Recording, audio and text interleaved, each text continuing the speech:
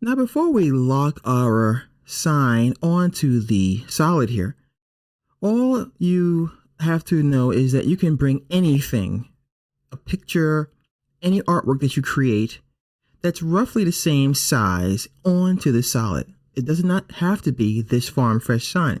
So if you want to put some flowers here or a picture of your cat or dog, you can do that as well, just as easily. I created this once again in Adobe Photoshop, but you can use any art application as long as you save as a JPEG or a PNG or anything that After Effects can understand. So having said that, let's go ahead and put the farmfresh.png onto our solid.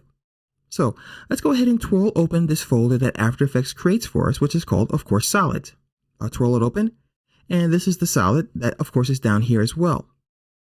One of the fun things about After Effects is that we can replace things very easily. So I'm going to right click on the track solid. I'll go down to where it says Replace Footage, and I'm going to choose File. Now, by the way, you also see that we have something called Reload Footage. This is really important. Now, let's say, for example, that you took your Farm Fresh folder and you put it on your desktop to follow along. And then you saved your After Effects file on your desktop as well, but not inside the same folder. And let's also assume that you moved the Farm Fresh folder, but left the After Effects file on your desktop, this file here, the AEP.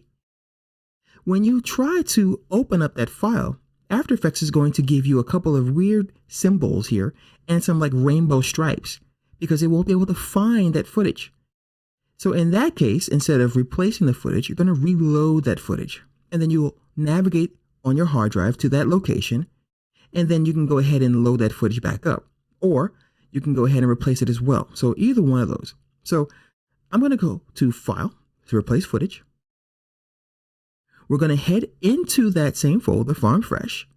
We're going to choose our farmfresh.png, hit open, and it loads it and locks it onto where the solid was. Now the good news is it's going to retain those proportions that we put on there when we use the mesh warp. So I'm going to go ahead and click one time on the solid, and I can grab one of these corners, and I can just go ahead and scale it up if I need to. And don't forget, you can always come back later on and continue to manipulate the mesh warp if you need. So you click on the mesh warp, and you can grab those points right there, and you can go ahead and twist it and bend it or whatever you need to. So you're never locked out of getting back to that effect. I'll go ahead and deselect, and I'm going to go ahead and scrub.